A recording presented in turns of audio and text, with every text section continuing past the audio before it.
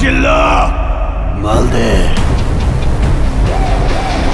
High কি অবস্থা সবাই। তো আজকের ভিডিওতে কত হলো মেগাস্টার শাকিব খানের বরবাদ সিনেমার টিজার নিয়ে। বরবাদ সিনেমার টিজারে কি কি লুকিয়ে আছে এবং কি কি চমক আছে বরবাদ সিনেমার টিজারে, তো এইসব বিষয় নিয়ে যেহেতু কথা হলো তাই সবাইকে সম্পূর্ণ ভিডিওটা না টেনে দেখার জন্য বিশেষভাবে অনুরোধ করা হলো। তো এখন ফাইনালি মেন কথা হচ্ছে যেটা মেগাস্টার শাকিব খান বরবাদ সিনেমার টিজারে যা একটা চমক দেখাইছে, একদম একাই সবাইকে খেয়ে ফেলতেছে, একাই সবাইকে মেরে ফেলতেছে, চকে মুখে যা একটা তেজ, মানে শুধু সে নেশায় আসক্ত এবং কি ডাক্সির সাথে আসক্ত এবং কি শুধু সে র্যাপারের সাথে আসক্ত, এরকম কিছু একটা কিন্তু আদালতে বলতেও শোনা গিয়েছে শাকিব খানকে নিয়ে।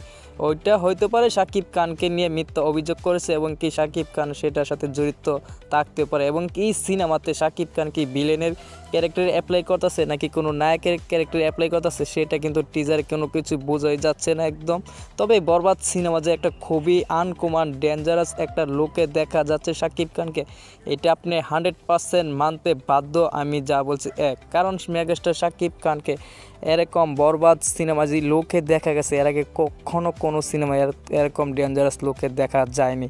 সেটা আমার ব্যক্তিগতভাবে আমি বলতে পারি 100% শিওর গ্যারান্টি দিয়ে বলতে চাচ্ছি এটাই যে বরবাদ সিনেমাতে কিন্তু তুফানের পূর্বে যত ইতিহাস রেকর্ড ছিল সব ইতিহাস রেকর্ড ভেঙে দিয়ে কেন যেন চন্ডবেন্ড করে 1 নম্বর স্থানে বরবাদ সিনেমাটা চলে যেতে পারে। কারণ বরবাদ সিনেমায় একটা আকর্ষণ রোমান্টিক গল্পের সিনেমা হতে যাচ্ছে, কারণ অ্যাকশনও থাকবে এবং কি প্রেম রোমান্টিকও থাকবে, আর চতুর্দিকে শুধু ভাইলেন্স আর ভাইলেন্স থাকবে, মানে রক্তের ছোঁয়াছুঁই, সব জায়গায় খুনাখুনি, মার্ডার, লেপ, দর্শন, সব কিছু সাথে এভরিথিং মিলে ছিলে বরবাদ একটা সিনেমা হতে যাচ্ছে।